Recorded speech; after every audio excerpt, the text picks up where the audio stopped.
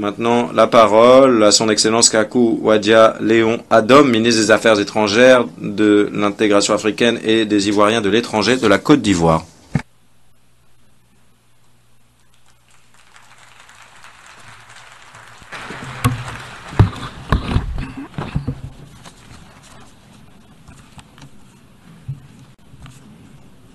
Madame Annalena Baerbock, présidente de l'Assemblée générale, Excellences, Mesdames et Messieurs les chefs d'État et de gouvernement, Monsieur Antonio Guterres, secrétaire général des Nations Unies, Excellences, Mesdames et Messieurs, avant tout propos, je voudrais vous adresser les chaleureuses salutations de la Côte d'Ivoire à l'occasion de cette session qui marque le 80e anniversaire de l'Organisation des Nations Unies, notre organisation commune. Je tiens à vous exprimer, Madame la Présidente Annalena Baerbock, nos chaleureuses félicitations pour votre brillante élection à la présidence de cette importante session et à vous assurer du soutien de la Côte d'Ivoire dans la conduite de votre mission. Je voudrais également rendre un vibrant hommage à votre prédécesseur, M. Philmon Yang, pour la qualité du travail accompli durant son mandat. Il me plaît de saluer tout particulièrement le secrétaire général, M. Antonio Guterres, pour son dévouement aux idéaux de notre organisation. Au moment où nous célébrons 8 décennies d'acquis de cette noble organisation au service de nos nations, notre reconnaissance s'adresse bien entendu aux pères fondateurs de l'ONU, aux secrétaires généraux successifs, ainsi qu'aux personnels qui ont servi avec abnégation notre organisation, parfois au prix de leur vie. Mon pays voudrait saisir ce moment spécial qui nous réunit pour honorer la mémoire de 2 illustres fils du continent africain, les secrétaires généraux Boutros Boutros-Ghali et Kofi Annan, dont les actions auront radicalement transformé l'Organisation des Nations Unies à un moment charnière de son existence. Madame la Présidente, Excellences, Mesdames et Messieurs, les présentes assises constituent assurément un moment décisif dans la vie de notre organisation mondiale. 8 décennies après sa création, dans le but d'instaurer la paix et la sécurité à travers le monde et de favoriser le progrès économique et social des nations. Nous célébrons donc le monde façonné par le cheminement de nos États au sein des Nations Unies, ainsi que la résilience d'une organisation qui a traversé bien de turbulences de l'histoire. C'est la raison pour laquelle la Côte d'Ivoire salue la pertinence du thème de cette année, au moment même où l'architecture politique internationale en place connaît des bouleversements profonds qui impactent durement notre organisation. Depuis sa création en 1945, l'Organisation des Nations Unies, portée par la foi de ses États membres dans le multilatéralisme et la solidarité internationale, a, par leur détermination à bâtir un monde meilleur que celui hérité de la Seconde Guerre mondiale, est parvenue à des avancées significatives dans la mise en œuvre de son mandat. Dans ce contexte, les Nations Unies ont façonné le destin de bien des peuples et des pays en contribuant à leur accession à l'indépendance et à la souveraineté internationale. Elles se sont également efforcées de maintenir depuis 8 décennies notre planète à l'abri d'un nouveau conflit mondial et de tout recours à l'arme nucléaire. Mon pays salue l'action essentielle et le rôle déterminant des Nations Unies et des partenaires régionaux dans les domaines de la prévention et du règlement pacifique des conflits, ainsi que dans le déploiement des opérations de maintien et de consolidation de la paix. Dans la même veine, la Côte d'Ivoire se félicite de contribuer depuis plusieurs années aux différentes missions initiées par l'ONU et d'être partie à la majorité des traités d'interdiction et d'élimination des armes chimiques, biologiques et nucléaires. Dans un monde où les conflits et les différends n'ont jamais véritablement cessé, les Nations Unies ont de tout temps constitué le cadre approprié de nos efforts communs en faveur de la paix et de la sécurité.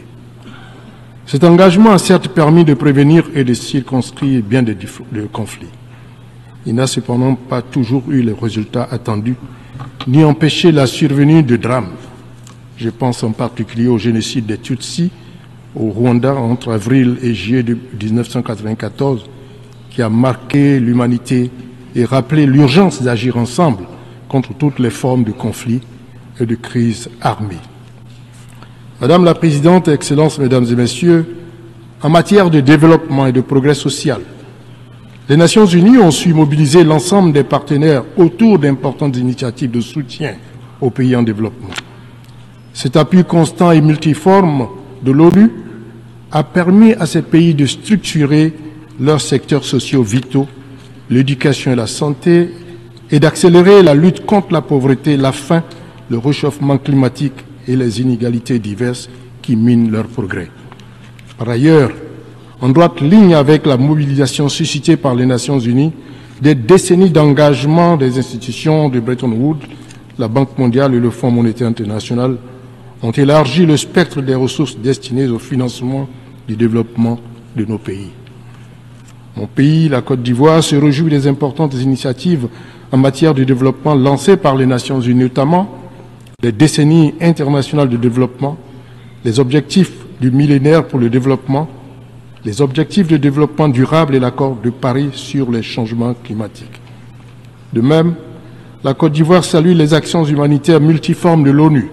qui sauvent régulièrement des milliers de vies lors des catastrophes naturelles et des conflits qui touchent de nombreux pays. En effet, grâce à ces agences spécialisées, notamment le PAM, le HCR, l'OMS, l'UNICEF et OCHA, elle demeure l'acteur le plus structuré et le plus universel de l'aide humanitaire mondiale, puissant symbole de la solidarité internationale prônée par la Charte des Nations Unies. Les décennies d'action que nous célébrons au cours de cette session offrent en outre à mon pays l'opportunité d'apprécier le rôle important des Nations Unies dans le renforcement de l'exercice des droits de l'homme et de la démocratie à travers le monde, mais également son action immense en faveur du respect du droit international qui fonde le socle des relations apaisées et de la solidarité entre les pays. Madame la Présidente, Excellences, Mesdames et Messieurs, au terme de ces 80 années d'existence, notre organisation mondiale se trouve aujourd'hui à la croisée des chemins, confrontée à la crise de liquidité la plus grave de son existence et à une crise de confiance sans précédent, notamment au Conseil de sécurité. Dans ces conditions, les décennies à venir sont porteuses d'importants défis qui mettront davantage à rude épreuve la capacité de l'organisation à répondre aux attentes des peuples et à remplir ses missions. Face à l'évolution imprévisible du monde et à l'affaiblissement du multilatéralisme, il apparaît plus que jamais urgent de restaurer l'efficacité des Nations Unies sur la base d'un multilatéralisme inclusif et équitable. Dans cette perspective, mon pays invite les États membres à se réapproprier les idéaux de la Charte des Nations Unies ainsi que les contraintes qui leur incombent au titre de sa mise en œuvre et à renouer avec la solidarité qui a toujours gouverné nos actions. C'est cet engagement collectif qui nous permettra, j'en suis convaincu, de faire face aux enjeux globaux tels que le réchauffement climatique, le terrorisme, la rareté des financements du développement, la guerre informationnelle et la régulation de l'intelligence artificielle. À propos de cette dernière question qui suscite espoir et crainte, la Côte d'Ivoire se réjouit de l'adoption du pacte de l'avenir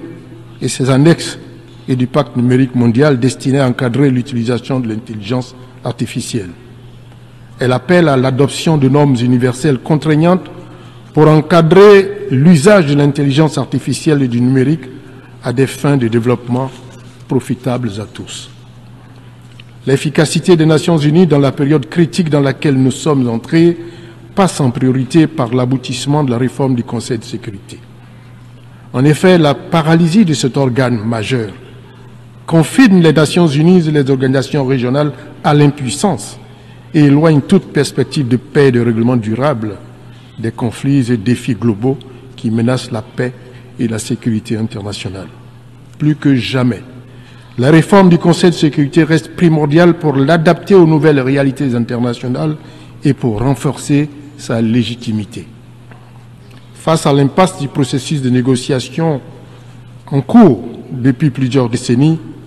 mon pays réitère son appel en faveur d'une réforme du Conseil de sécurité des Nations Unies, destinée avant tout à octroyer à l'Afrique toute sa place dans les catégories de membres de cet organe, conformément à la position africaine commune exprimée dans le test du consensus des Oulinis et dans la déclaration de Sirte. Le monde a plus que jamais besoin d'un Conseil de sécurité pleinement fonctionnel pour trouver des solutions justes aux conflits qui ravagent notre humanité. L'élan de réforme qui vise à marquer le renouveau du multilatéralisme doit également concerner la gouvernance économique et financière mondiale, à travers la réforme des institutions de Bretton Woods et plus largement de l'architecture financière mondiale. La Côte d'Ivoire salue l'entrée de l'Afrique au G20, qui constitue une avancée importante et appelle à une mobilisation courageuse des partenaires bilatéraux et multilatéraux de nos pays afin de faire face à la baisse sévère des ressources consacrées au financement du développement, en particulier dans les pays du Sud. Madame la Présidente, Excellences, Mesdames et Messieurs, sous le leadership visionnaire de son Excellence, M. Alassane Ouattara, Président de la République, la Côte d'Ivoire est résolument attachée au respect de ses obligations découlant de la Charte des Nations Unies et demeure attentive à l'impact des bouleversements géopolitiques qui fragmentent le monde. En dépit de ce contexte international dépressif, les Ivoiriens poursuivent inlassablement leurs efforts en vue de parachever l'œuvre de construction d'une nation stable, inclusive, résiliente et prospère. À cet égard,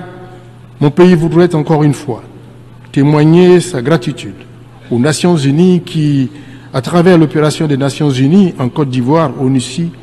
a fortement contribué au retour à la paix après une décennie de crise socio-politique. Ainsi, sur le plan sécuritaire, la Côte d'Ivoire est à présent un pays sûr qui accueille aujourd'hui dans des conditions décentes et dignes plusieurs milliers de personnes fuyant les attaques terroristes dans la région du Sahel. Sur le plan économique, la croissance du produit intérieur brut reste dynamique. L'action du gouvernement du président Alassane Ouattara est désormais tournée vers l'accélération de la transformation structurelle de l'économie du pays afin de la rendre plus compétitive, plus équitable et plus inclusive. Dans ce cadre, les politiques ambitieuses de réduction de la pauvreté et d'amélioration des conditions de vie des populations, en particulier les plus démunis, ont permis à la Côte d'Ivoire de figurer parmi les 3 pays au monde ayant enregistré les progrès les plus importants sur l'index mondial des objectifs de développement durable entre 2015 et 2024. Par ailleurs, l'investissement significatif dans le capital humain et réalisé ces dernières années fait de la Côte d'Ivoire le pays inconnu, la plus forte progression en Afrique et la 4e au niveau mondial à l'indice de développement humain IDH. L'environnement politique est apaisé. Grâce au dialogue que le gouvernement n'a cessé de promouvoir depuis 2011 et à d'importantes réformes de modernisation de la vie politique qui permettent aux partis politiques et à la société civile d'exercer librement leurs activités sur toute l'étendue du territoire national. La situation des droits de l'homme est satisfaisante et se consolide grâce à l'affirmation de l'indépendance de la justice et au renforcement du dispositif normatif et institutionnel, ainsi qu'à un accès facilité à la justice. Madame la Présidente, après plus d'une décennie marquée par d'importantes réformes économiques et sociales et par des travaux d'infrastructures de grande ampleur qui ont transformé son image et posé les bases d'un développement irréversible, notre pays entend désormais œuvrer à consolider les institutions et les valeurs démocratiques. À ce propos, l'accent est mis sur l'enracinement définitif de l'état de droit dans la vie de notre nation et surtout dans la pratique politique, afin que la démocratie et la paix soient irréversibles et préservées au profit de la jeunesse et des prochaines générations. C'est dans cet esprit que se déroule le processus électoral en vue de l'élection du président de la République de Côte d'Ivoire qui aura lieu le 25 octobre 2025. tout est mis en œuvre pour que ce scrutin qui consacre la maturité démocratique de mon pays se déroule dans la plus grande transparence et dans la paix. Je vous remercie pour votre aimable attention.